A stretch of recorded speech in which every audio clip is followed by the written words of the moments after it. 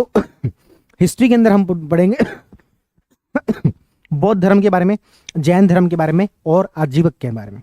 ये तीन ही हमारे सिलेबस के अंदर धार्मिक क्रांति के अंदर दिए गए, काफी ज्यादा डिटेल में देखेंगे। बौद्ध धर्म पर मैं जैसे कि मैंने कहा अभी तक क्वेश्चन नहीं आया हुआ, लेकिन क्वेश्चन पूछे जाने की संभावनाएं अच्छी खासी है, ठीक है। उसके बाद जैन धर्म से 2 क्वेश्चन आए हुए हैं, वो भी हम देखेंगे कौन कौन से आए हुए हैं। और फिर जो है हम चलेंगे आपके आजीवक की तरफ। आजीवक छोटा सा है लेकिन उससे भी एक क्वेश्चन आया हुआ है, तो आजीवक से भी क्वेश्चन आया हुआ है, जैन से 2 आए हुए हैं, बौद्ध धर्म से अभी तक क्वेश्चन नहीं आया लेकिन पूछे जाने की संभावनाएं हैं। तो हम बात करें यदि धार्मिक क्रांति के अंदर, पहले कुछ बेसिक बातें भगवान बुद्ध के बारे में जान लेते हैं, जिसमें से कि क्वेश्चन पूछने लगभग छोड़ दिए पर फिर भी जान लेते हैं, ट्रेडिशन है पढ़ने का, अपन भी पढ़ लेते हैं। भगवान बुद्ध का जन्म लुम्बिनी में हुआ था, 563 बीसी में हुआ था। कब हुआ था? 563 बीसी में। कहाँ हुआ था? लुम्बिनी में। पिता का नाम क्या था? शुद्धोधन। शाक्य वंश से थे, कपिलवस्तु के राजा थे। पिता का नाम क्या था? शुद्धोधन। कौन से वंश से थे? शाक्य वंश। इसीलिए भगवान बुद्ध का एक नाम क्या है? शाक्य मुनि। क्या नाम भगवान बुद्ध का? एक शाक्य मुनि। आगे बढ़ते हैं। इनकी मौसी का नाम प्रजापति गौतमी था, जिन्होंने कि इनका पालन पोषण किया था। इनका जो वास्तविक नाम है भगवान बुद्ध का, वो सिद्धार्थ गौतम था। भगवान बुद्ध का वास्तविक नाम क्या था? सिद्धार्थ गौतम। इनकी पत्नी का नाम यशोधरा था, पुत्र का नाम राहुल था। मोदी जी की जो पत्नी है उनका नाम भी इसी पर यशोदा बहन है, तो इनकी पत्नी का नाम भी क्या था? यशोधरा। उनके जो प्रतिद्वंदी हैं उनका नाम राहुल है, इनके पुत्र का नाम क्या था? राहुल था, ठीक है। वास्तविक नाम सिद्धार्थ गौतम, मौसी का नाम प्रजापति गौतमी, जिन्होंने इनका पालन पोषण किया था। भगवान बुद्ध जो है वो 4 लोगों को देखकर उन्होंने एक तरीके से हम कहें साधु बनने का उन्होंने सोचा था कि जब वो शुरुआत से ही उनको जब उनका जन्म हुआ था उनको तभी एक महात्मा ने कह दिया था कि ये व्यक्ति या तो बहुत बड़ा राजा बनेगा या बहुत बड़ा जो एक साधु बनेगा। उनके पिताजी ने पूरी कोशिश की कि उनको राजपाट में ही जो है वो शामिल रखा जाए। इसके लिए इस प्रकार के जो साधु वगैरह उनके कभी भी उनको पास आने नहीं दिया। जीवन के जो भी दुख हो सकते हैं, जो बुराइयां हो सकती है, उनसे कभी भी उनको रूबरू होने ही नहीं दिया, ताकि इसके मन में कभी भी साधु होने का मन में ही ना आए। लेकिन एक बार भगवान बुद्ध जब जाते हैं तो 4 चीजों को देखते हैं। एक किसी वृद्ध व्यक्ति को देखते हैं, एक किसी बीमार व्यक्ति को देखते हैं, एक किसी मृत व्यक्ति को देखते हैं, और वो तीनों दुखी होते हैं या उनके परिवार वाले दुखी होते हैं। फिर वो एक फकीर को देखते हैं, तब वो अपने सारथी को पूछते हैं कि ये इतना खुश क्यों है। तो वो कहता है कि इसने वो सब कुछ पा लिया जो कि एक ईश्वर के लिए जो होना चाहिए वो सब इसने कर लिया। फकीर, इसको किसी चीज की कोई चिंता नहीं है, इसलिए इतना खुश है। तो भगवान बुद्ध ने कहा कि अपने पास में जो राजपाट है ये भी एक ना दिन क्या करेगा? दुख ही देगा। इसलिए मुझे इन सब दुखों से दूर होना है, और वो भी क्या बन गए? फकीर। तो किन किन को देखा? एक वृद्ध व्यक्ति को, एक बीमार व्यक्ति को, एक जो वो मृत व्यक्ति को, और एक जो वो फकीर को देखा। इन 4 लोगों को देखा। इस बात का जो उल्लेख है वो कहाँ मिलता है कि 4 लोगों को देखा? तो एक बुक है मध्यम निकाय, बुक क्या है कोई अपन आगे पढ़ेंगे, उसका एक भाग है, एक दिग्ग निकाय होता है, एक मध्यम निकाय होता है। तो मध्यम निकाय के अंदर इसका उल्लेख किया गया है। ये काफी डिटेल बात हो गई, पर अपने को उसको एक बार बस सुन लिया काफी है। तो एक बार फिर से देखते हैं भगवान बुद्ध का जन्म कहाँ हुआ था? लुम्बिनी में। कब हुआ था? 563 बीसी में। पिता का नाम क्या था? शुद्धोधन। कौन से वंश से थे? शाक्य वंश। अच्छा, माता का नाम क्या था? महामाया। गोत्र क्या थी? गौतम। पूरा नाम खुद का क्या हुआ? सिद्धार्थ गौतम। मौसी का नाम प्रजापति गौतमी, पुत्र का नाम राहुल, पत्नी का नाम यशोधरा। इन सब से क्वेश्चन पूछने के चांसेस क्या हो गए? एकदम 0। क्योंकि आजकल ये सब फैक्चुअल इन्फॉर्मेशन नहीं पूछते हैं कि पिता का नाम क्या है, ये नहीं पूछते हैं। ये वाली इन्फॉर्मेशन फिर भी अच्छी है कि इन्होंने बीमार व्यक्ति को देखा, वृद्ध व्यक्ति को देखा, एक फकीर को देखा, है ना, और एक जो मृत व्यक्ति को देखा। ये जानकारी कहाँ से मिलती है? तो ये मध्यम निकाय से मिलती है। हालांकि अब देखो वो अपने ऑप्शनल में पढ़ते हैं, यहाँ पर कोई काम का नहीं है। कुछ एक इतिहासकार है जैसे कि डी कोशाम्बी है, उनका कहना है ये कहानी फर्जी है, कुछ ही नहीं है ऐसा। आपस में कोई ग्रह विवाद हो गया था, ग्रह त्याग का कारण एक रोहिणी जल विवाद था, उसको बताते हैं वो। लेकिन अपने इतना छोड़ो, तो ये 4 बातें याद रह जाएंगी। ओल्ड यानी कि वृद्ध व्यक्ति को देखा, बीमार को देखा, मृत को देखा, फकीर को देखा। ये बात कहाँ बताई गई है? मध्यम निकाय के अंदर। जब वो महात्मा बुद्ध जो है 29 वर्ष के हुए तो उन्होंने गृह त्याग कर दिया। जब भगवान बुद्ध कितने वर्ष के हुए? 29 वर्ष के हुए, तो उन्होंने घर जो वो छोड़ दिया। इसी घटना को बोलते हैं महाभिनिष्क्रमण। क्या बोलते हैं? महाभिनिष्क्रमण। और इसका प्रतीक है घोड़ा। इसका प्रतीक क्या है? घोड़ा, है ना। भगवान बुद्ध जो घर छोड़कर किसके ऊपर जाएंगे? घोड़े पर। तो इसलिए ध्यान रखना, महाभिनिष्क्रमण का प्रतीक क्या है? घोड़ा। कब? 29 वर्ष की आयु में। जब इन्होंने घर छोड़ दिया तो फिर अपने गुरु जो थे अलार कलाम, उनके पास गए। एक तरीके से इनके पहले गुरु कौन हुए? अलार कलाम, सांख्य दर्शन के विद्वान थे, उनके पास गए। नहीं बात बनी। उसके बाद रुद्रक रामपुत के वहां पर गए, और बाद में इनको लगा कि सेल्फ स्टडी से ही सिलेक्शन होना है। बाद में क्या लगा, सिलेक्शन किससे होगा, सेल्फ स्टडी से ही होगा। तो कौंडिन्य और 5 ब्राह्मणों ने मिलकर सेल्फ स्टडी करने का निर्णय लिया।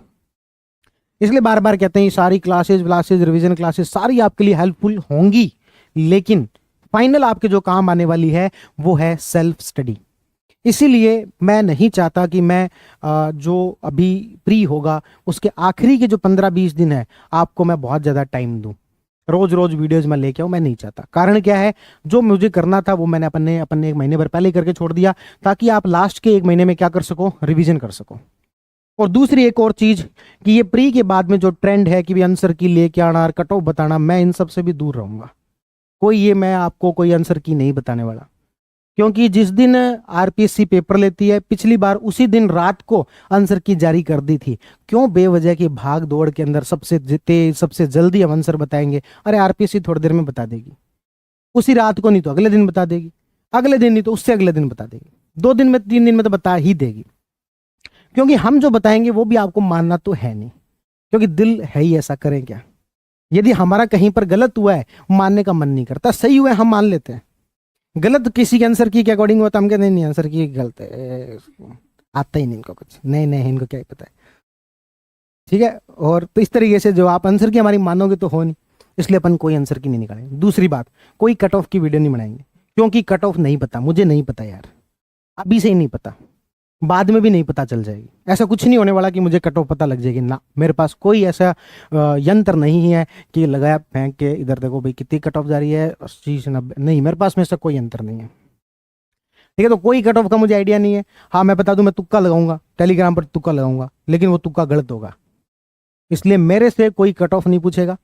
आंसर की क्या है, क्या फटाफट उसका डिस्कशन करा दो। अब डिस्कशन कराने क्या फायदा, डिस्कशन कराया तब तो तुमने देखा नहीं, अब कह रहे हो कि डिस्कशन करा दो, तो वो काम भी अपन नहीं करेंगे। और एक मैं अभी क्या कह रहा हूँ कि सेल्फ स्टडी से ही होगा। तो आखिरी के जो 1 महीना है, 20-25 दिन जो है, उसमें ज्यादा से ज्यादा सेल्फ स्टडी पर ध्यान देना, ठीक है। तो ये हम बात कर रहे थे कि कौंडिन्य और 5 जो ब्राह्मण थे उन्होंने, हाँ कहीं पर मान लो आज पूरे दिन में पढ़ पढ़ के बोर हो गया, अब शाम का जो टाइम है उसमें मुझे उतना जो आउटपुट नहीं आ रहा, उस दौरान मुझे कोई पैसिव स्टडी करा के और कोई यूट्यूब वीडियो से फटाफट पढ़ा दे, हाँ वो मेरे काम की है।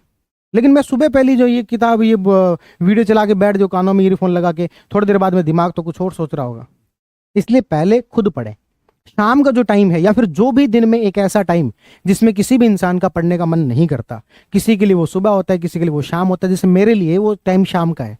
इसलिए आपने एक नोटिस किया होगा मैं ज्यादातर वीडियो शाम का बनाता हूँ, क्योंकि ये जो टाइम है मेरे लिए वैसे भी अनप्रोडक्टिव टाइम है, इसमें हो सकता है मैं और कुछ ही नहीं करूँ, ऐसे ही पड़े रहेंगे, इससे अच्छा इसमें वीडियो बना लेते हैं। दूसरी बात, मुझे लगता है स्टूडेंट के लिए भी शायद ये अनप्रोडक्टिव टाइम होगा, इसलिए इसमें वो वीडियो देख लेगा, पैसिव स्टडी कर लेगा, दिन भर पहले वो खुद पढ़ लेगा, शाम को हम पढ़ा देंगे। उसी तरीके से ही इन वीडियोस का, रिवीजन वीडियोस का यूज करेंगे। सेल्फ स्टडी के लिए ज्यादा ध्यान, जो सेल्फ स्टडी पर अपना ज्यादा टाइम इन्वेस्ट करेंगे, ठीक है। तो हम बात कर रहे थे कि कौंडिन्य और 5 ब्राह्मण जो थे, नए हैं, लुक्ड पर्सनल, ठीक है।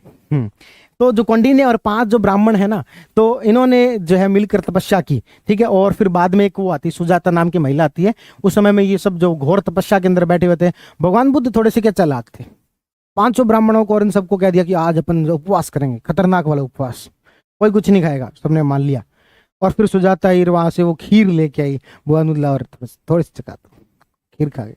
वो पूछा वाक्य ने, तुम तो कह रहे थे ये वो बोला मध्यम मार्ग, क्या मध्यम मार्ग, ऐसा नहीं करना चाहिए अपने को, खुद को कठोर तपस्या के तहत खुद को दुख क्यों देना है, इसलिए जीवन में क्या रखो, मध्यम मार्ग रखो, ऐसा भगवान बुद्ध ने कहा। तो मध्यम मार्ग का सिद्धांत यहां पर दिया।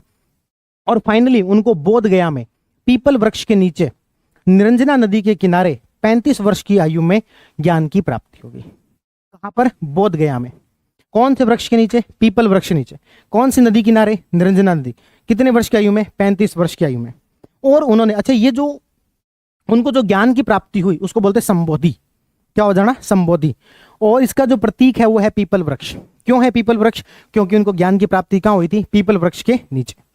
उसके बाद में उन्होंने सारनाथ के अंदर पहला उपदेश दिया और कहा कि भाई अब से पूरे धर्म का चक्र मैं घुमा दूंगा, यानी कि अब तक जो लोग सोचते हैं उसके अलावा जो मुझे ज्ञान की प्राप्ति है वो सब लोगों को होनी चाहिए, उस हिसाब से मैं काम करूंगा, यानी कि धर्म का चक्कर घुमा दूंगा। इसी को बोलते हैं धर्म चक्र परिवर्तन। क्या बोलते हैं? धर्म चक्र परिवर्तन। भगवान बुद्ध का पहला, भगवान बुद्ध को जब ज्ञान की प्राप्ति हुई तो काफी लंबे समय तक तो वो मौन रहे, और जब उन्होंने पहला उपदेश दिया तो कहां पर दिया? सारनाथ के अंदर दिया। इसको क्या बोलते हैं? धर्म चक्र प्रवर्तन। सर्वाधिक उपदेश उन्होंने कहां पर दिए? सर्वाधिक उपदेश कहां पर दिए? श्रावस्ती में। और कुशीनारा में उनकी मृत्यु हो गई। मृत्यु को बोलते हैं महापरिनिर्वाण। क्या बोलते हैं? महापरिनिर्वाण। मृत्यु में वो जो एक तरीके से अपने पद चिन्हों को, अपने संदेश को जरूर छोड़ के जा रहे हैं, अपनी इस दुनिया के अंदर इस पद चिन्ह को जरूर छोड़ के जा रहे हैं। इसलिए इनकी मृत्यु का जो प्रतीक है वो है पद चिन्ह। मृत्यु का प्रतीक क्या है? पद चिन्ह। एक बार हम पूरी बात को फिर से रिवाइज करने की कोशिश करते हैं। तो मुझे बताओ, भगवान बुद्ध का जन्म कब हुआ था? 563 बीसी में। कहां पर हुआ था? लुम्बिनी में। पिता का नाम क्या था? शुद्धोधन। शाक्य मुनि के शाक्य मुनि वंश था इनका, इसलिए भगवान बुद्ध का एक नाम क्या है? शाक्य मुनि, शाक्य वंश था इनका। ठीक है। माता का नाम क्या था? महामाया। क्या नाम था? महामाया। मौसी का नाम क्या था? प्रजापति गौतमी। पत्नी का नाम क्या था? यशोधरा। बेटे का नाम क्या था? राहुल। कितने लोगों को देखा था? 4। कौन कौन से? वृद्ध व्यक्ति को, मृत व्यक्ति को, बीमार व्यक्ति को और फकीर को। इसका वर्णन कहाँ किया गया? मध्यम निकाय के अंदर किया गया। किसमें किया गया? मध्यम निकाय के अंदर इस चीज का वर्णन किया गया है। कितने वर्ष की आयु में घर छोड़ दिया था? 29 वर्ष। इस घटना को क्या बोलते हैं? महाभिनिष्क्रमण। क्या बोलते हैं? महाभिनिष्क्रमण। इसका प्रतीक क्या है? घोड़ा। ठीक है। उसके बाद में ये पहले गुरु कौन मिले थे? अलार कलाम, जो कि सांख्य दर्शन के विद्वान थे। एक और गुरु कौन मिले थे? रुद्रक रामपुत। लेकिन बाद में क्या किया इन्होंने? कौंडिन्य और 5 जो ब्राह्मण थे उन्होंने सेल्फ स्टडी करना शुरू किया। फाइनली जो है इनको कितने वर्ष की आयु में? 35 वर्ष की आयु में। कहां पर? निरंजना नदी के किनारे, पीपल वृक्ष के नीचे, बोध गया में जब वो ज्ञान की प्राप्ति हो गई। इसको अपन किस नाम से जानते हैं? संबोधि। किस नाम से जानते हैं? संबोधि। प्रतीक क्या है? पीपल वृक्ष। कब इन्होंने मध्यम मार्ग का संदेश दिया था? जब सुजाता ने खीर खिलाई थी उस समय में। और उन्होंने प्रथम उपदेश कहां दिया था? सारनाथ के अंदर। इसे क्या बोलते हैं? धर्म चक्र प्रवर्तन। क्या बोलते हैं? धर्म चक्र प्रवर्तन। सर्वाधिक उपदेश कहां दिए थे? श्रावस्ती के अंदर। कहां दिए थे? श्रावस्ती में। मृत्यु कहां हुई थी? कुशीनारा में। कहां हुई थी? कुशीनारा में। और इनके मृत्यु का प्रतीक क्या है? पद चिन्ह। क्या है मृत्यु का प्रतीक? पद चिन्ह। क्या यहां तक की बात क्लियर है? आगे बढ़ सकते हैं? चलिए।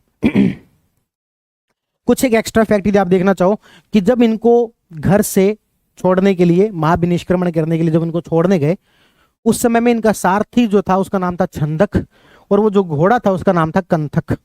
याद रहे तो ठीक है, वरना रहने देना। बस एक शब्द आपने सुन लिया, कंथक छंदक ऐसा करके कुछ था तो सही, बस इतना बहुत है ना। वो जो घोड़ा था उसका नाम क्या था? कंथक, और वो जो सारथी था उसका नाम क्या था? छंदक। अब मेन आते हैं इनकी शिक्षाओं पर, भगवान बुद्ध की शिक्षाएं। सबसे पहले ये 4 आर्य सत्य देते हैं। ये क्या करते हैं? 4 आर्य सत्य देते हैं। सबसे पहला सत्य क्या कहलाता है? दुख। वो कहते हैं जीवन में दुख ही दुख है। दूसरा वो बोलते हैं दुख समुदाय। दुख समुदाय मतलब दुख का कारण क्या है? तो वो कहते हैं दुख का कारण है अविद्या। दुख का कारण क्या है? अविद्या। ज्ञान की कमी होना दुख का कारण है। और हमारे जैसे तुच्छ जो मानव है वो क्या करते हैं कि भाई ज्ञान को मतलब ये किताबी ज्ञान को मान लेता है। भगवान बुद्ध का किताबी ज्ञान से कोई लेना देना नहीं है, दूर दूर तक नहीं है। जब वो ज्ञान की प्राप्ति की बात करते हैं तो वो अपने बारे में जानने को कहते हैं, ईश्वर के बारे में जानने को कहते हैं। ये किताबी ज्ञान कुछ ही नहीं है, ये किताबें ऐसी पड़ी धरी रह जाएंगी। ठीक है। तो यहाँ पर जो बात किसकी करते हैं? कारण क्या बताते हैं? अविद्या। उसके बाद में वो एक इसका निदान भी बताते हैं, और वो ये कहते हैं कि ये जो अविद्या है उसी की वजह से हम गलत काम करते हैं, और उसी की वजह से हम नए दुखों को जनरेट करते हैं। ठीक है। सबसे पहले उन्होंने क्या कहा? जीवन में क्या है? दुख ही दुख। दूसरा क्या बताया? दुख समुदाय, यानी कि दुख का कारण क्या है? अविद्या। फिर उसके बाद क्या बताया? अविद्या है इसीलिए हम कुछ गलत काम करते हैं, गलत काम करते हैं इसीलिए वो हमें दुख देती है, और फिर से वो हमें अविद्या के रूप में नया गलत काम करवाती है। आपस में ये घटना जो चलती रहती है, इसी को कहते हैं कार्य कारण श्रृंखला। कार्य कारण श्रृंखला का मतलब हम कोई भी काम करते हैं उसका कोई ना कोई कारण होता है। हम कोई भी काम करते हैं उसका क्या होता है? कोई ना कोई कारण होता है। इसको हम बोलते हैं प्रतीत्य समुत्पाद। क्या बोलते हैं? प्रतीत्य समुत्पाद। समझना कुछ बातों को, थोड़ा सा मैं फिर से बता देता हूं, कुछ चीजों को फिर से समझते हैं। हमने कहा कि 4 आर्य सत्य है। भगवान बुद्ध ने सबसे पहले क्या कहा? दुख ही दुख है इस जीवन में। फिर दूसरा क्या बताया? दुख समुदाय। दुख समुदाय का क्या मतलब हुआ कि दुखों का मुख्य जो कारण है वो उन्होंने बताया क्या है? अविद्या। और फिर इन्होंने क्या बताया कि अविद्या की वजह से हम क्या करते हैं? गलत कार्य करते हैं, और वो फिर हमारे दूसरे किसी दुख का कारण बनता है। इसको उन्होंने क्या बताया? कार्य कारण श्रृंखला। क्या बताया? कार्य कारण श्रृंखला। हम कोई भी काम करते हैं उसके पीछे कोई ना कोई क्या है? कारण है। ठीक है। और इसी को क्या बोलते हैं? प्रतीत्य समुत्पाद। क्या बोलते हैं? प्रतित्यय समुत्पाद कहते हैं। क्या कहते हैं अब इसको? प्रतित्यय समुत्पाद कहते हैं। अब ऐसा नहीं है कि इन्होंने दुख को दूर करने का कोई तरीका ना बताया हो। इन्होंने कहा दुख निरोध। क्या बताया? दुख निरोध। ठीक है। और एक बताया दुख निरोध गामिनी प्रतिपदा। यानी कि इन्होंने 8 तरीके बताए हैं जिससे कि दुखों से राहत प्राप्त की जा सकती है। 8 चरण बताए हैं। क्या बताए हैं? 8 चरण। उन 8 चरणों को अपन अष्टांगिक मार्ग के नाम से जानते हैं। भगवान बुद्ध ने दुख के, ये कार्य कारण श्रृंखला है, इसको समाप्त करने के कितने कारण बताए? 8। और इसको अपन किस नाम से जानते हैं? अष्टांगिक मार्ग से। 8 तरीके, मतलब 8 चरण है। ठीक है। वो क्या है? उन्होंने कहा सम्यक दृष्टि, हमारे पास एक ऐसी दृष्टि हो जिससे कि हम ठीक तरीके से चीजों को देख पाए। सम्यक संकल्प, हमारे पास विल पावर होनी चाहिए। सम्यक वाक, कम बोलना चाहिए, सही बोलना चाहिए। सम्यक कर्मांत, अच्छे कर्म होने चाहिए।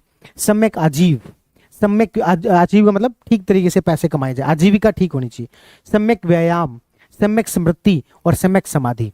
इस तरीके से 8 बातें बताई। ऐसा रटने की उतनी ज्यादा आवश्यकता नहीं है। सिंपल सी जो भी चीज होनी चाहिए, सम्यक दृष्टि है, सम्यक वाक है, सम्यक संकल्प है, सम्यक कर्मांत है, सम्यक आजीव, व्यायाम, स्मृति और समाधि। नहीं याद हो रहा क्या? हो रहा है? बताओ फिर। सम्यक दृष्टि, सम्यक संकल्प, सम्यक वाक, व्यायाम, हम्म हम्म हम्म देखो, हाथों पैरों से क्या होगा? व्यायाम। तो सम्यक क्या होना चाहिए? व्यायाम। हाथों से काम करके अपन क्या करते हैं? पैसे कमाते हैं, सम्यक आजीव।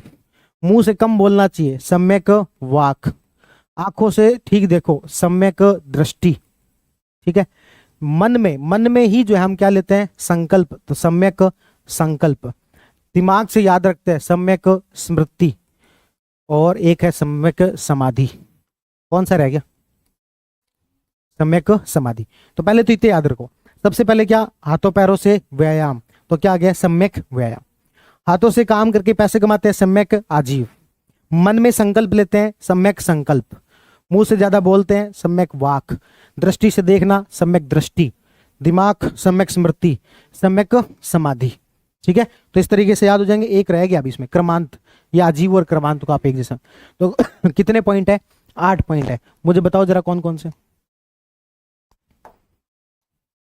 फिर से बताओ। बनाओ, वही चित्र बनाओ। पैरों से व्यायाम, हाथों से आजीव और क्रमांत। दिल में क्या होना चाहिए? मुंह से क्या करना है? कम बोलना है। दृष्टि, स्मृति, समाधि। हो गई क्या 8? इस तरीके से 8 बातें। कितनी बातें? 8 बातें। याद रहने की कोई संभावना है क्या? आप तो नहीं बोलोगे?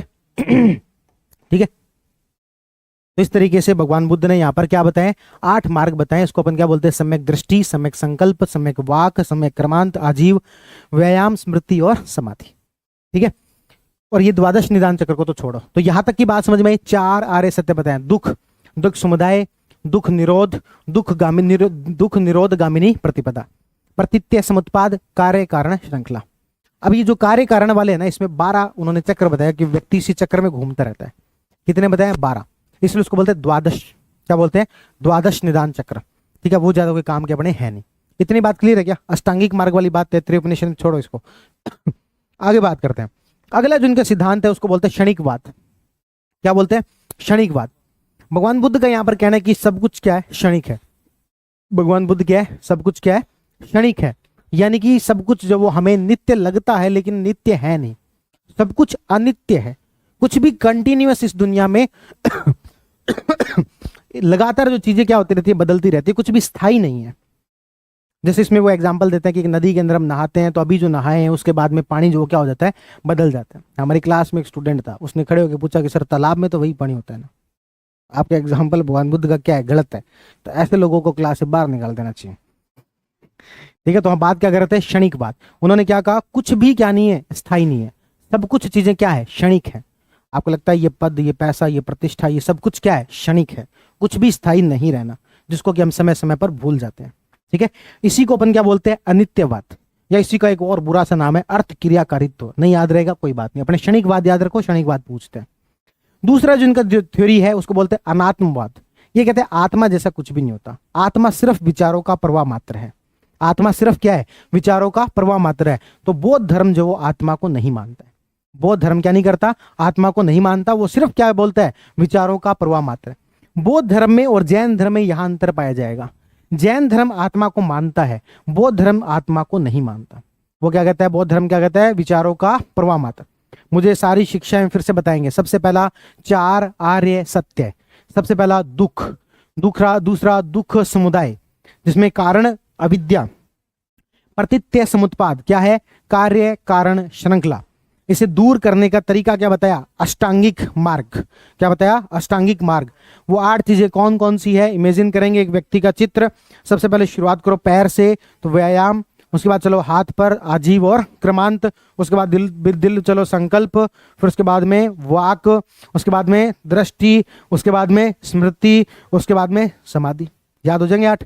उसके बाद हमने कहा क्षणिकवाद। क्षणिकवाद क्या होता है, कोई भी चीज स्थायी नहीं है। उसके बाद चलो अनात्मवाद। अनात्मवाद में क्या कहा, ये जो आत्मा है आत्मा के अंदर वो नहीं मानते, और इसे क्या बताते हैं, सिर्फ और सिर्फ विचारों का प्रवाह। और एक त्रिरत्न उन्होंने दिया कि 3 चीजों के संग को आप जो मानना, एक तो बुद्ध, एक धम्म और एक संग।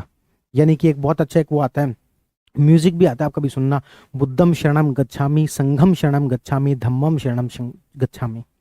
यानी कि वो आप देखना बहुत अच्छी जो है उसके साथ है, बुद्धम शरणम गच्छामि। म्यूजिक इसका बहुत अच्छा है, ये जो अपने आप में एक अच्छे मेडिटेशन के लिए यूज किया जाता है, धम्मम शरणम गच्छामि। तो बुद्धम धम्मम संघम, यानी कि 3 चीजों का इन्होंने बताया, त्रिरत्न बोलते हैं इसको। बात क्लियर है यहाँ तक कि प्रतीत्य समुत्पाद हम जानते हैं, कारणता का सिद्धांत या फिर आश्रित उत्पत्ति का सिद्धांत। यानी कि हम जो भी कोई गलत काम करते हैं उसके पीछे मूल कारण तो क्या है, अविद्या। और हम कोई भी कारण करते हैं तो उसका कोई ना कोई कोई भी कार्य करते हैं उसका कोई ना कोई कारण है। इतनी बातें क्लियर है, तो बस आपको इतने ही याद रखने हैं। इसके बाद जो मैंने लिखे हैं वो सब ऐसे एक्स्ट्रा लिखे हैं, आपके कोई काम के नहीं है। ठीक है, याद रह जाएंगे। तो ये कुछ बातें में याद रखनी है। 1-2 बातें और ध्यान रखना, भगवान बुद्ध क्या या फिर जो आपके बौद्ध धर्म है, क्या आत्मा को मानता है, हम कहेंगे नहीं, अनात्मवादी है। क्या बौद्ध धर्म आत्मा को मानता है, नहीं, तो क्या है, अनात्मवादी। क्या ईश्वर को मानता है, हम के नहीं, अनीश्वरवादी है। क्या ईश्वर को मानता है, नहीं, भगवान बुद्ध या फिर बौद्ध धर्म ईश्वर को नहीं मानते, अनीश्वरवादी है। आत्मा को मानते हैं, नहीं। पुनर्जन्म को मानते हैं, बिल्कुल मानते हैं। भगवान बुद्ध की खुद के 500 से ज्यादा जन्म बताए जाते हैं, पुनर्जन्म को मानते हैं। वर्ण व्यवस्था के इन्होंने विरोध किया, और कुछ को तो इन्होंने हीन शिल्प जो कहा, तो वर्ण व्यवस्था के इन्होंने क्या किया, विरोध किया। तो ये 4 बातें जरूर जरूर जरूर याद रखनी है। पहली बात अनीश्वरवादी, दूसरी बात अनात्मवादी, और क्या पुनर्जन्म को ये मानते थे, और वर्ण व्यवस्था का इन्होंने क्या किया है, विरोध किया है। ठीक है, तो ये बातें जरूर जलूल जलूल याद रखनी है। आता ना वो शादी के कार्ड पर जलूल जलूल आना, हाँ, तो वो जलूल जलूल याद रखनी भाई। चलो भाई आगे बढ़ते हैं। इतनी बातें याद है क्या, पहले मुझे बताओ। 1 पेज पढ़ा अभी तक हमने बौद्ध धर्म का, पहले मुझे बताओ इतनी बातें याद हुई क्या, फिर आगे बढ़ेंगे।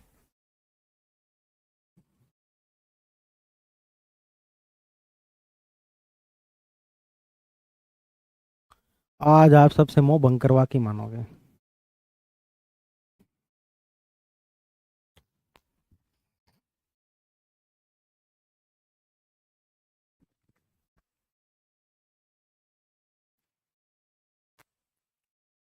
चलो भाई आगे बढ़ते हैं। आगे बात करते हैं बौद्ध संगीतियां। किसकी बात करते हैं, बौद्ध संगीतियां। देखो मुख्य रूप से यहाँ पर जो बौद्ध संगीतियां हमें याद रखने, वो 4 बौद्ध संगीतियां हैं। कौन कौन सी, देखो सारे याद रखेंगे। सबसे पहली जो बौद्ध संगीत थी वो हुई राजगृह में।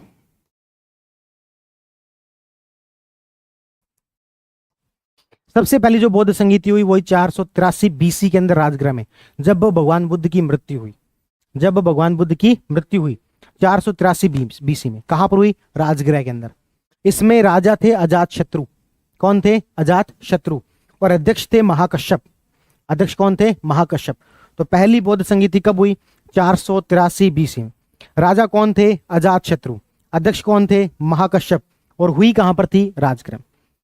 ये जब राजगृह में हुई तो यहां पर बौद्ध धर्म के 2 महत्वपूर्ण एक तरीके से हम कहें किताबें लिखी गई। सबसे पहला सुत्त पिटक और दूसरा विनय पिटक। विनय मतलब कि नियम विनियम, उससे मिलता जुलता नाम नहीं क्या, विनय, नियम, विनियम। यानी कि इसमें जो जो भी बौद्ध धर्म में मतलब बौद्ध संघ में रहते हैं उनके नियमों के बारे में बताया गया है। ठीक है, तो सुत्त पिटक और विनय पिटक नामक 2 किताबें लिखी गई। यहाँ पर विनय पिटक में क्या है, बौद्ध भिक्षुओं के आचरण, उनके नियमों के बारे में, बौद्ध भिक्षुओं के आचरण या उनके नियमों के बारे में। किसने लिखी है ये, उपाली ने। किसने लिखी है, उपाली द्वारा। तो उपाली द्वारा लिखी गई कौन सी, विनय पिटक। इसमें क्या बताया गया है, बौद्ध भिक्षुओं के आचरण के बारे में। एक है आपके सुत्त पिटक, कौन सी है, सुत्त पिटक। ये आनंद के निर्देशन, आनंद कौन था, भगवान बुद्ध का जो फेवरेट शिष्य माना जाता है, उनकी मौसी का लड़का था आनंद। ठीक है, जिसको लेकर एक उनका बड़ा अच्छा स्टेटमेंट आता है कि आनंद, जब भगवान बुद्ध की मृत्यु होने वाली है तब आनंद कहता है कि तथागत, भगवान बुद्ध का एक नाम है तथागत, कि तथागत हम तो उम्र भर जो है आपकी सेवा करते रह गए, हमारा तो कुछ हाथ ही नहीं लगा, हम तो मोक्ष को प्राप्त ही नहीं हुए, बताओ मेरे लिए कुछ एक मार्ग बताओ। जैसे आप में से बहुत सारे लोग पूछ रहे सर अभी 1 महीने की ट्रिक बता दो। उन्होंने भी कहा कि मरने वाले जाते जाते कोई जो फटाफट को शॉर्ट नोट्स देके चले जाओ कि हमें किस तरीके से करना है, आगे क्या करें। तो भगवान बुद्ध ने कहा आत्म दीपो भव, अपना दीपक स्वयं बनो। क्या कहा, आत्म दीपो भव, अपना दीपक स्वयं बनो। मैंने तुम्हें सारी बातें बता दी, अब काम तुम्हें करना है। सारे के सारे प्रयोग तुम्हें बताए हुए हैं, अब काम किसे करना है, तुम्हें करना है। वही बात है आत्म दीपो भव। ठीक है, तो यहां पर ध्यान रखना। तो ये आनंद के निर्देशन में लिखी गई सुत्त पिटक, जिसमें कि भगवान बुद्ध की शिक्षाएं और उपदेश दिए गए। तब जो है ये इन्होंने कहा कि हाँ ठीक है भाई, अब भगवान बुद्ध ने मुझे बहुत सारी शिक्षाएं दी हैं। तब इनको मन में रियलाइज हुआ आत्म दीपो भव, काम तो खुद को ही करना है। एक काम करते हैं, उन शिक्षाओं को पहले मैं याद तो कर लूं कि क्या क्या थी, फिर उसके अकॉर्डिंग काम करेंगे। तो उन्होंने शिक्षाओं को क्या लिखा है, लिखा है एक दिन। ठीक है, तो सुत्त पिटक ये जो 5 निकायों के अंदर, 5 भाग के अंदर है, उसमें से एक है खुद्दक निकाय, एक है जातक निकाय, एक है मध्यम निकाय, वो ये सब है ना। 5 भाग है, खुद्दक है, जातक है, मध्यम है। मध्यम याद है, मध्यम में क्या था, अभी थोड़ी देर पहले बात करके 4 लोगों को ना, वो वृद्ध लोगों को वो देखा था, वो किसमें था, मध्यम निकाय में था। ठीक है, तो पहली जो बौद्ध संगीति है वो कहां पर हुई थी, राजगृह में। कब हुई थी, 483 बीसी में। राजा कौन थे, अजातशत्रु। अध्यक्ष कौन थे, महाकश्यप। कितनी किताबें लिखी गई, 2 किताबें। कौन कौन सी, सुत्त पिटक और विनय पिटक। सुत्त पिटक में क्या है, शिक्षाएं, से स याद रखना, शिक्षाएं, से स। सुत्त पिटक में क्या है, शिक्षाएं। किसने लिखी है, मेनली आनंद के निर्देशन में लिखी है। कितने भाग है, 5 भाग है। और दूसरी कौन सी है, विनय पिटक। विनय पिटक में विनय, विनियम, विनियम याद रखना। तो यानी कि विनय पिटक में क्या है, वो आचरण वगैरह बताए गए। और किसके द्वारा लिखी गई है, उपाली के द्वारा। किसके द्वारा लिखी गई है, उपाली के द्वारा। यहां तक की बात याद हो जाएगी। दूसरी संगीति, दूसरी बौद्ध संगीति हुई वैशाली में। कब हुई, कहां हुई, वैशाली में। कब हुई, भगवान बुद्ध की मृत्यु के 100 वर्ष बाद, 383 बीसी में। कब हुई, 383 बीसी में। इस समय में राजा था कालाशोक। कौन था राजा, कालाशोक। और जो अध्यक्ष थे उसका नाम था सर्वकामी या साबकमीर। ठीक है, सर्वकामी या फिर साबकमीर, एक ही व्यक्ति है, सर्वकामी, सर्वकामी। ठीक है, तो अध्यक्ष कौन था, कालाशोक। और अध्यक्ष कौन था, सर्वकामी। और राजा कौन था, कालाशोक। कहां पर हुई थी, वैशाली में। कब हुई थी, 383। इसमें जो बौद्ध धर्म है वो 2 भागों के अंदर बंटना शुरू हो गया था। एक जिसको हम बोलते हैं स्थविर, और एक जिसको हम बोलते हैं महासंगिक। एक जिसको क्या बोलते हैं, स्थविर या फिर थेरवादी, और एक जिसको हम बोलते हैं महासंगिक। स्थविर या फिर थेरवादी मतलब कि भगवान बुद्ध को एज इट इज मानने वाले। स्थविर मतलब कि स्थिर, स्थविर मतलब कि स्थिर, जो भगवान बुद्ध को एज इट इज मानते थे। उन्होंने जो कहा हम एज इट इज मानेंगे। महासंगिक जो थे वो थोड़े बहुत उसमें परिवर्तन चाहते थे। तो दूसरी जो बौद्ध संगीति है जो कि वैशाली में हुई, 383 बीसी में हुई, उसमें 2 भागों के अंदर बौद्ध धर्म बढ़ता हुआ नजर आया। पहला जिसको हम स्थविर या बोलते हैं या थेरवादी बोलते हैं, जिन्होंने भगवान बुद्ध को एज इट इज मानने पर विश्वास किया। और दूसरे महासंगिक, जिन्होंने कुछ परिवर्तनों के साथ मानने का माना। तीसरी जो बौद्ध संगीति है वो हुई थी पाटलिपुत्र में। कहां पर हुई थी, पाटलिपुत्र में। ये 251 बीसी के अंदर हुई थी। इस समय में राजा जो अशोक थे और जो अध्यक्ष है वो मोगलीपुत्तिस थे। इस तीसरी बौद्ध संगीति में तीसरी पुस्तक लिखी गई। तीसरी बौद्ध संगीति में क्या किया गया, तीसरी पुस्तक। 2 तो पहले लिख दी, कौन सी, सुत्त पिटक और विनय पिटक। सुत्त पिटक कैसे याद रहेगा, से सुत्त पिटक शिक्षा, और विनय मतलब विनियम यानी कि आचरण। तीसरी जो है उसको बोलते हैं अभिधम्म पिटक। तीसरी बुक को क्या बोलते हैं, अभिधम्म पिटक। इसमें बौद्धों के दार्शनिक सिद्धांत दिए गए। बौद्धों के क्या दिए गए, दार्शनिक सिद्धांत। कथावत्थु लेखक इसके मोगलीपुत्तिस थे। ठीक है। तो तीसरी कहां पर हुई थी? पाटलिपुत्र में। और चौथी जो बौद्ध संगीति है वो हुई थी कुंडलवन में। चौथी बौद्ध संगीति कहां हुई थी? कुंडलवन में, प्रथम शताब्दी में। उस समय में राजा थे कनिष्क, और जो अध्यक्ष थे वो थे वसुमित्र, और उपाध्यक्ष थे अश्वघोष। वसुमित्र और अश्वघोष। यहां तक आते आते जो बौद्ध धर्म है वो पूर्णतः दो भागों के अंदर बंट चुका था। एक बार चारों बौद्ध संगीतियों को हम याद करेंगे, जब तक याद नहीं करेंगे तब तक आगे नहीं बढ़ेंगे। सबसे पहली बौद्ध संगीति कहां पर हुई थी? राजगृह में। कब हुई थी? अध्यक्ष कौन, शासक कौन थे? अध्यक्ष कौन थे? मेनली क्या हुआ था इसमें? दो किताबें। कौन सी? सुत्त पिटक, जिसमें क्या बताया गया? शिक्षाएं। किसके निर्देशन में? आनंद के निर्देशन। कितने निकाय हैं? 5 निकाय। एक है कौन सी? जिसमें क्या है? नियम। किसने लिखी है? उपाली ने। दूसरी कहां पर हुई? 300। कौन थे शासक? अध्यक्ष कौन हुए? सर्वकामी या फिर सावकामी। इसमें क्या हुआ? दो भागों में बंटता हुआ नजर आया, स्थविर या फिर थेरवादी। दूसरे क्या बोलते हैं? महासंघिक। तीसरे कौन सा? पाटलिपुत्र 251 BC। अशोक मोगलीपुत्तिस। कौन? मोगलीपुत्तिस। इसमें क्या हुआ था? तीसरी किताब कौन सी? इसमें क्या लिखा हुआ है? दार्शनिक सिद्धांत। क्या लिखा है इसमें? दार्शनिक से। किसने लिखी? मोगलीपुत्तिस ने। चौथी कहां पर हुई? कुंडलवन, प्रथम शताब्दी में। शासक कौन हुए? कनिष्क। और वसुमित्र इसके अध्यक्ष हुए, और इधर अश्वघोष जो वो उपाध्यक्ष हुए। कुछ लोग जिसको और कैसे भी याद रख सकते हैं क्या? एक एक कैसे अपन क्या, हाँ ये वाला किया था। हाँ देखो, ये अपन ने याद किया था कि इसके जो अध्यक्ष है ना, सॉरी इसके जो राजा है ना, वो एक से याद रख लेना। एक मतलब क्या? ए से अजातशत्रु, कैसे कालाशोक, ए से अशोक और कैसे कनिष्क। किससे याद रखना है? एक राजा कौन थे? एक स्क्वायर, अरविंद केजरीवाल स्क्वायर। एक अरविंद केजरीवाल स्क्वायर। अजातशत्रु और कालाशोक, अशोक और आपके कनिष्क। ठीक है, इसको कैसे याद रखें?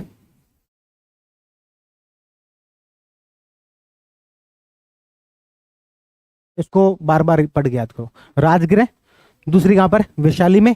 तीसरी कहां पर? पाटलिपुत्र में। और चौथी कहां पर? कुंडलवन में। पहली कहां पर? राजगृह में। दूसरी कहां पर? वैशाली में। तीसरी कहां पर? पाटलिपुत्र में। और चौथी कहां पर? कुंडलवन में। ठीक है, और इनके अध्यक्ष भी याद रखने। महाकश्यप।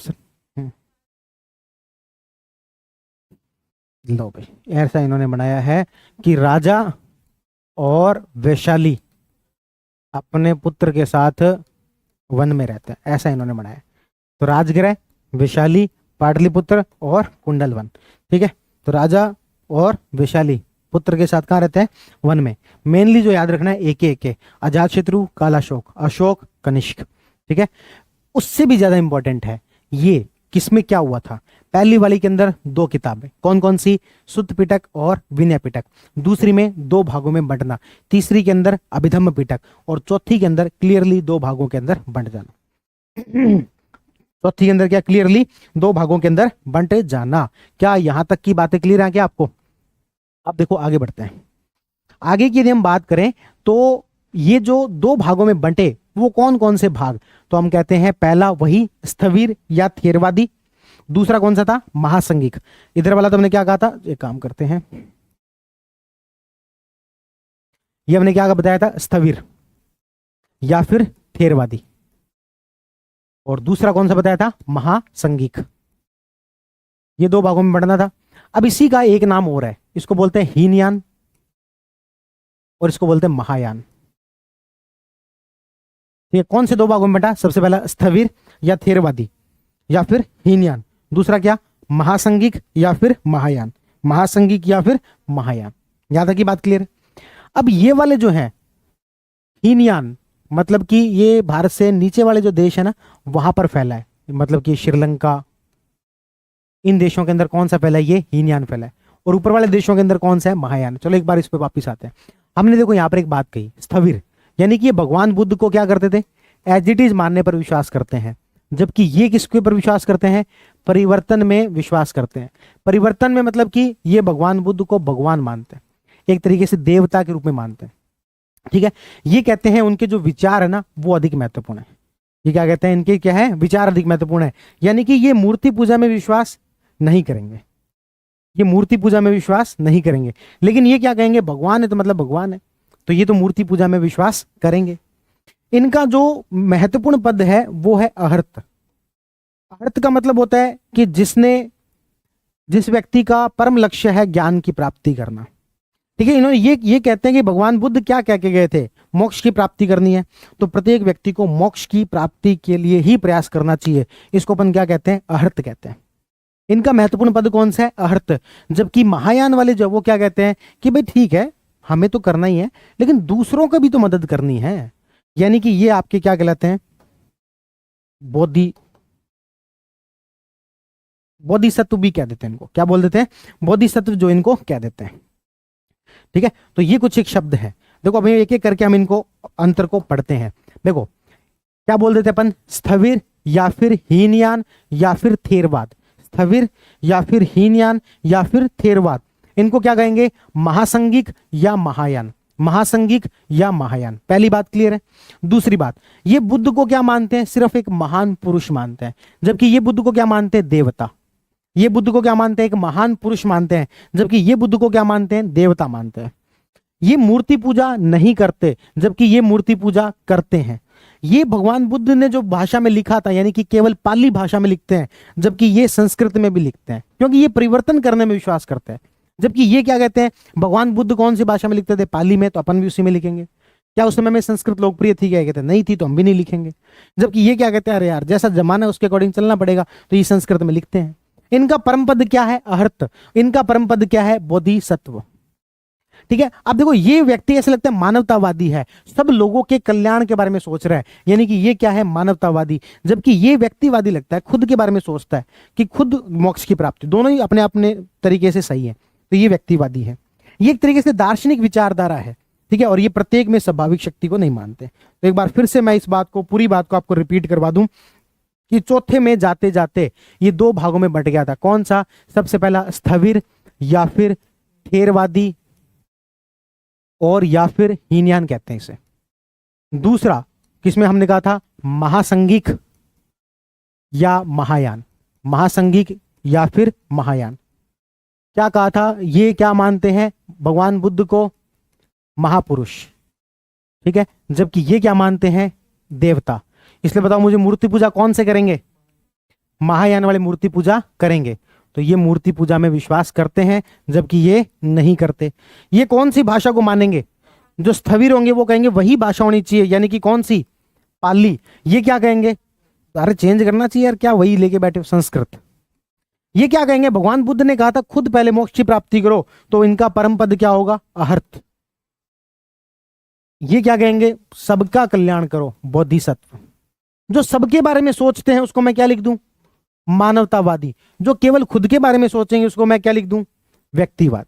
अच्छा, ये क्यों कहते हैं कि हमें सिर्फ खुद का ध्यान, खुद को मोक्ष प्राप्त करना चाहिए, इसके दो कारण है। पहली बात, ये कहते हैं भगवान बुद्ध ने कहा था मोक्ष प्राप्ति ही सब कुछ है, सबसे पहले वो काम करो उसके बाद देखना, इसलिए पहले इनका मेन जो पद है वो क्या है, अहर्त।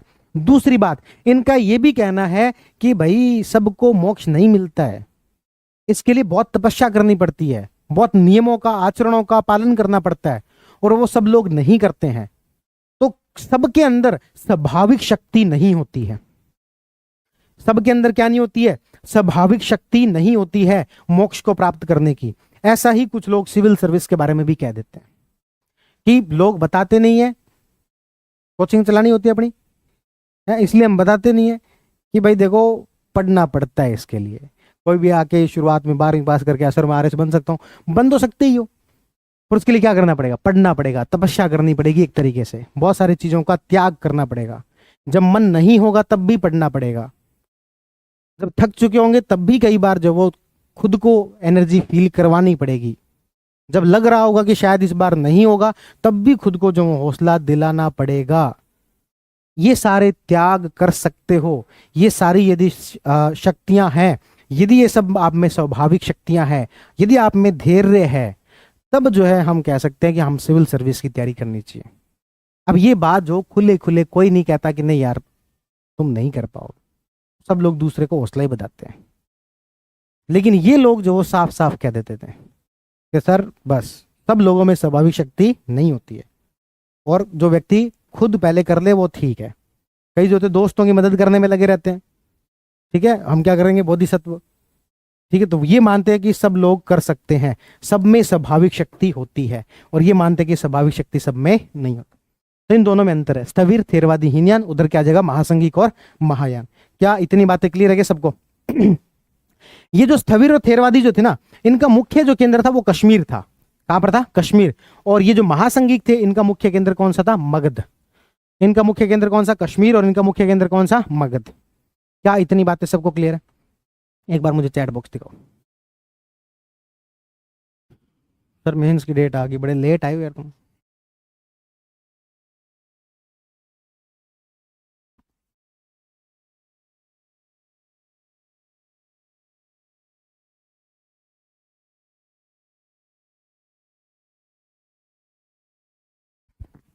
सर सभी सब्जेक्ट में जहाँ मेरे को कन्फ्यूजन होता है, पढ़ते हैं तो याद हो जाता है, लेकिन बाद में बिना रिवीजन करने पर क्वेश्चन सॉल्व करते हो तो तब कन्फ्यूजन होता है। वहाँ आप बहुत अच्छी तरह याद करवाते हो, इस तरह आपने मेरी प्रॉब्लम को सॉल्व कर दिया। अरे तो हम भी तो पढ़ते समय में दिक्कत यहीं पर तो होती है, इसीलिए तो उन चीज़ों को ज़्यादा अच्छे से फोकस से करवाता हूँ। सास भी तो कभी प्लीज़ रिप्लाई कर देना। कल से सिर्फ शॉर्ट नोट्स पढ़ने शुरू कर सकते हैं क्या? क्या पेपर तक? अरे यार मेरे से मत पूछो यार तुम लोग ये बार बार। अब मेरे को जो बताना था मैं बता चुका, अब अपनी स्ट्रेटेजी अपनी बनाओ, अपनी स्ट्रेंथ अपनी वीकनेस, क्या पढ़ रखा है क्या नहीं पढ़ रखा, कितना आपको टाइम मिलता है, उसके अकॉर्डिंग खुद की स्ट्रेटेजी बनाओ। क्या आप बार बार स्ट्रेटेजी पूछते रहते हो?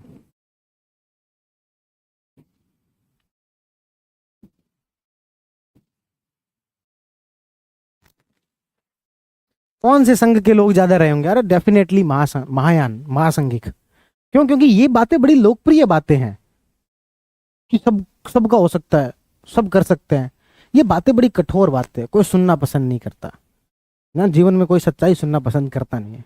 तो इसलिए जो है ना, ये इतने लोकप्रिय कभी हो ही नहीं सकते।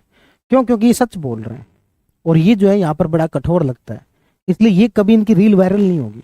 रील वायरल इनकी होगी, जो ऐसे मोटिवेशन दिलाएंगे यू कैन डू इट, तो वही रील वायरल होगी, तो ये ज्यादा फेमस होंगे, ये नहीं होंगे। ठीक है, साल का आखिरी दिन बढ़िया निकल रहा है सर, जो मुझे अच्छा नहीं लगता वो भी इंटरेस्ट से पढ़ रहा हूँ। Thank you sir. अरे भाई क्लियर है क्या सबको? थोड़ा सा और डिटेल में ले जाए, थोड़ा सा, ज्यादा नहीं, बस थोड़ा सा है। तो ये जो हीनयान है ये आगे दो भागों में विभाजित हुआ। हीनयान जो है वो आगे दो भागों में विभाजित हुआ, और आपके जो ये महायान है ये आगे फिर दो भागों में विभाजित हुआ। हीनयान जो आगे दो भागों में विभाजित हुआ उसमें से एक का नाम है वैभाषिक और एक का नाम है स्वतांत्रिक। आगे वाले थोड़े से कम इंपॉर्टेंट है क्योंकि इतना डेप्थ में शायद पूछेंगे नहीं, पूछे यूपीएससी में तो पूछते हैं। वैभाषिक और स्वतांत्रिक ये हीनयान के आगे के दो भाग हैं।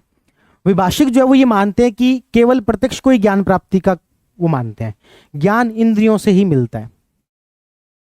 इस दुनिया में बड़ा इस बात को लेकर डिबेट है कि हमें ज्ञान कहां से प्राप्त होता है। कुछ लोग कहते हैं कि हमने जो पढ़ा है, हमने जो सुना है, हमें केवल वहीं से तो ज्ञान प्राप्त होता है, प्रत्यक्ष से ज्ञान प्राप्त होता है। वो सारे हैं वैभाषिक। और कुछ लोग कहते हैं कि नहीं, हमारे आसपास में बहुत सारी चीजें होती है। कई बार आपने सुना होगा इंट्यूशन आ गया हमें, जबकि हो सकता है उसके बारे में ना कभी पढ़ा ना कभी सुना, पता नहीं कहां से एक कोई इंट्यूशन आया। इसका मतलब ज्ञान प्राप्ति का माध्यम सिर्फ प्रत्यक्ष तो नहीं है। भगवान बुद्ध भी मुख्यतः स्वतांत्रिक को ज्यादा मानते थे। वो कहते थे जब भी मुझसे कोई प्रश्न पूछा जाता है मुझे उसका आंसर नहीं पता होता, ना जाने कहां से मैं उसका आंसर बोलने लगता हूं, उसका उत्तर जो वो धीरे धीरे धीरे धीरे धीरे धीरे मन में फ्रेम होता जाता है। कहते कि आनंद कहते कि कई बार तो भगवान बुद्ध ऐसे भी उदाहरण देते हैं, ऐसे लोगों के बारे में भी बता देते हैं, ऐसे कुछ एग्जाम्पल के थ्रू बता देते हैं जिनके बारे में इन्होंने कभी पढ़ा ही नहीं, ना उसकी कोई बुक पढ़ी, ना उनका कोई ग्रंथ पढ़ा, कुछ नहीं पढ़ा, तब भी उनके बारे में बता देते हैं। भगवान बुद्ध से एक बार आनंद ने पूछा कि ये आपको कहाँ से पता लगता है, आपने तो पढ़ा ही नहीं था, आप मेरे साथ तो थे दिन भर, आपने तो पढ़ा ही नहीं। भगवान बुद्ध कहते मुझे भी नहीं पता, लेकिन ये नॉलेज बोलते बोलते मन में आता है। अपने पूर्व जन्मों के बारे में बताना, जातक कथाओं में 500 से ज्यादा अपने पूर्व जन्मों के बारे में बताया हुआ है। यानी कि जो नॉलेज है वो प्रत्यक्ष ज्ञान से मिल रहा है ऐसा नहीं है। तो विभाषिक जो है वो ये मानते हैं कि हमें जो भी नॉलेज होता है वो प्रत्यक्ष ज्ञान से होता है। हमने जो पढ़ा है, जो हमने सुना है, जो हमने देखा है, हम सिर्फ उतना ही जानते हैं। जबकि स्वतांत्रिक जो है ये कहते हैं सर्व सब जगह से, स्वतांत्रिक सब जगह से हमें नॉलेज प्राप्त होता है। नॉलेज हमारे मन में पहले से है, कुछ चीजें हमारे सबकॉन्शियस माइंड में रखी हुई है, बस हमें उसके बारे में पता नहीं है। ये इसके पीछे का लॉजिक ये देते हैं कि भाई पूर्व जन्म होते हैं, पुराने पिछले जन्म में जो भी हमने सीखा था, पढ़ा था, लिखा था, वो भी तो हमारे मन में है। जब किसी व्यक्ति को अपने पूर्व जन्म की कहानियां याद आ सकती है, आती बहुत सारे लोगों को, तो पूर्व जन्म का जो नॉलेज है वो क्यों नहीं याद आ सकता? आप कहोगे इस जन्म में तो आपने प्रत्यक्ष रूप से इस व्यक्ति के बारे में पढ़ा ही नहीं, लेकिन पिछले जन्म में पढ़ा था। और पिछले कितने जन्म हुए थे नहीं पता, 100, 200, 400, 500, सबका थोड़ा थोड़ा थोड़ा थोड़ा याद आने लग जाए तो हमें कितना नॉलेज हो जाए। इसीलिए जो स्वतांत्रिक है वो क्या मानते हैं कि जो भी नॉलेज है वो हमारे मन में पहले से है। जबकि ये वाले जो हैं आपके विभाषिक, ये क्या मानते हैं कि नॉलेज जो है वो प्रत्यक्ष रूप से ही प्राप्त होता है। तो हीन यानों के दो भाग हैं, विभाषिक और स्वतांत्रिक। विभाषिक जो मानते हैं कि नॉलेज हमारे प्रत्यक्ष से प्राप्त होता है, मतलब बाहर से ही प्राप्त होता है। स्वतांत्रिक कहता है हमारे मन में पहले से है। उसके बाद आता है आपके महायान। महायान में दो भाग हैं, एक है विज्ञानवाद और एक है शून्यवाद। विज्ञानवाद और शून्यवाद, ठीक है। तो अभी इसको पढ़ लेना। शून्यवाद के संस्थापक कौन है? नागार्जुन, जिनकी बुक का नाम क्या है? माध्यमकारिका। ये वाला इंपॉर्टेंट है बुक का नाम क्या है? माध्यमकारिका। किसकी है? नागार्जुन की। और जो विज्ञानवाद है वो योगाचार और मैत्रेयनाथ ने दिया, इसको आगे वसुबंधु और संघ ने आगे बढ़ाया, ठीक है। दिंगनाथ भी हो गए। तो ये इन सब लोगों के नाम थोड़े थोड़े याद रख लेना। इस तरीके से हमने पढ़ा कि बौद्ध धर्म दो भागों में बटा, एक जिसको हम कहते हैं स्थविर या फिर हीनयान या फिर थेरवादी, दूसरी तरफ महायान और महासंगीक। फिर उन सब के बीच में अंतर देखे। फिर हमने पढ़ा कि जो स्थविर है वो आगे, हीनयान जो है आगे दो भागों में बटा। एक विभाषिक जो मानते हैं कि जो भी नॉलेज है वो हमें बाहर से ही प्राप्त होता है। दूसरे स्वतांत्रिक जो कहते हैं कि मन में हमारे पहले से ही नॉलेज है, बस वो सब कॉन्शियस माइंड के लेवल पे नहीं आ रहा। दूसरा जो महायान है वो भी दो भागों में बंटा, एक शून्यवाद और एक विज्ञानवाद।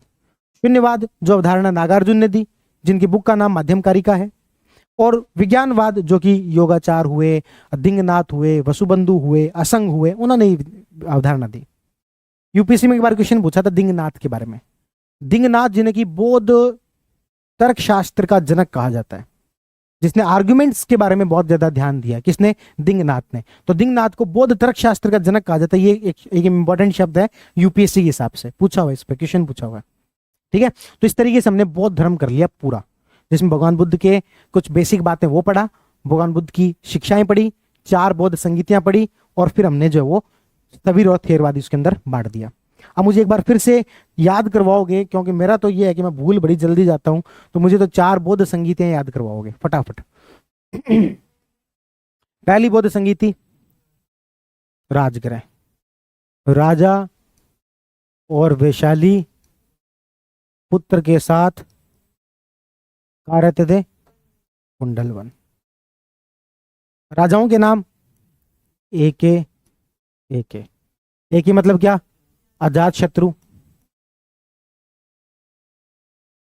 कालाशोक, अशोक, कनिष्क, ठीक है। और ईयर बता दो, 483 बीसी, 383 बीसी, 251 और फर्स्ट एडी। अध्यक्ष बता दो।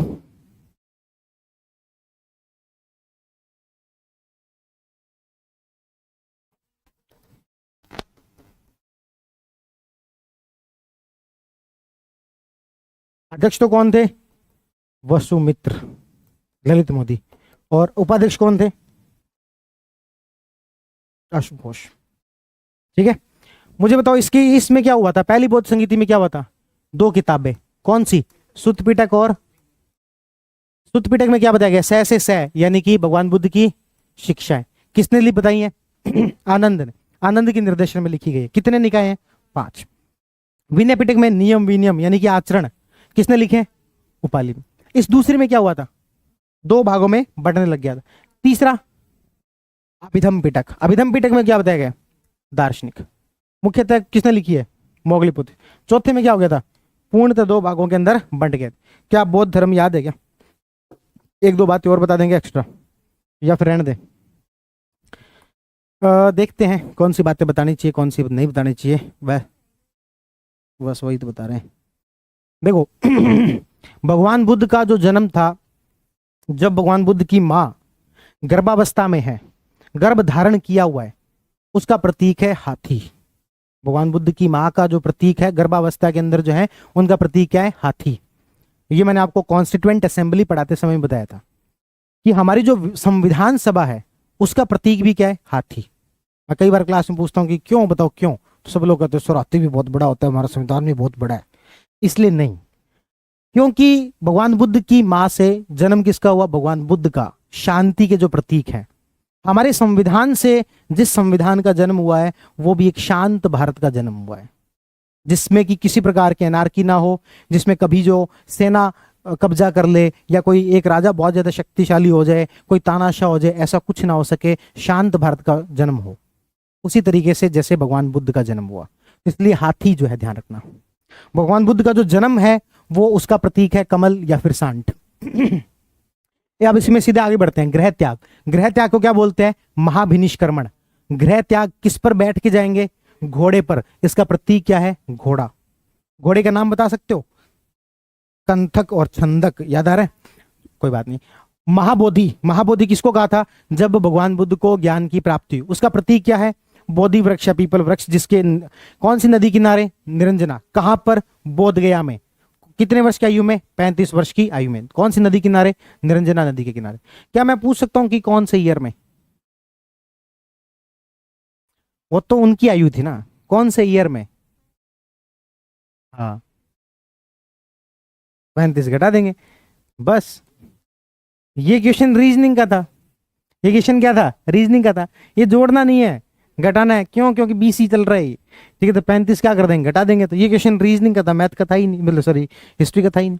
प्रथम उपदेश जो दिया था जिसमें कि धर्म का चक्र घूमने लग जाए, कहां पर दिया था? सारनाथ में। उसका प्रतीक है धर्म चक्र प्रवर्तन। भगवान बुद्ध के निर्वाण या मृत्यु का प्रतीक है पद चिन्ह। 5 ब्राह्मणों का याद करो, मैंने आपको बताया था जो सांची का स्तूप था, सारनाथ वाला नहीं, सारनाथ वाले में तो 4 पशु हैं। कौन से 4 पशु हैं?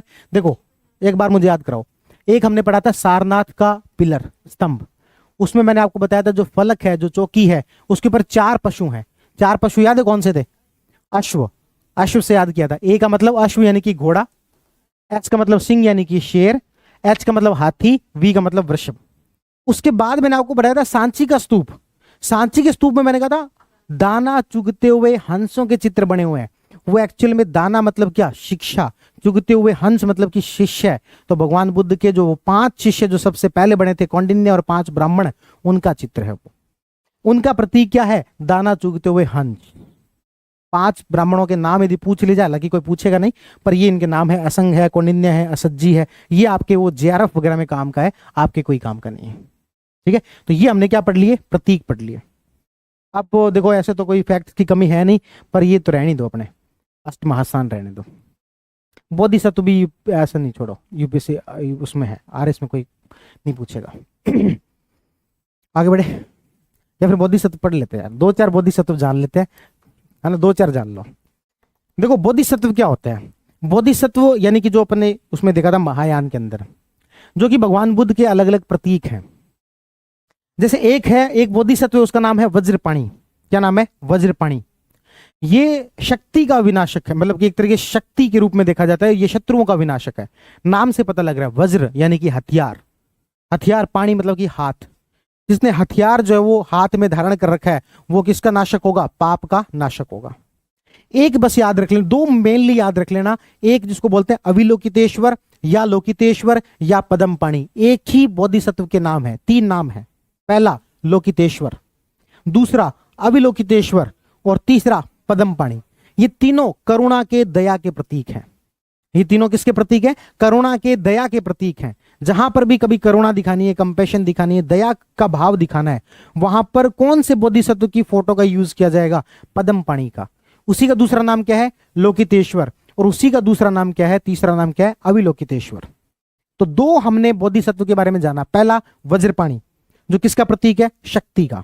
दूसरा अवलोकितेश्वर या लोकितेश्वर या पद्मपाणि, वो किसका प्रतीक है? करुणा का। और तीसरा और जान लो बस, वो है मैत्रेय। मैत्रेय है भावी बुद्ध, यानी कि बुद्ध, भगवान बुद्ध का कभी दोबारा जन्म होगा तो उसका एक प्रतीक है जिसको कहते हैं भावी बुद्ध, और उसका नाम क्या है? मैत्रेय। यूपीएससी में पूछा हुआ क्वेश्चन है। मैत्रेय मतलब भावी बुद्ध। बस तीन बातें याद रख लो। पहला अविलोकितेश्वर, लोकितेश्वर या पद्मपाणि जो कि करुणा का प्रतीक है, मैत्रेय भावी बुद्ध का प्रतीक है, और वज्रपाणि जो है वो शक्ति का प्रतीक है। ये तीन बातें याद होगी। तो इसी के साथ अपन ने बौद्ध धर्म कर लिया कंप्लीट।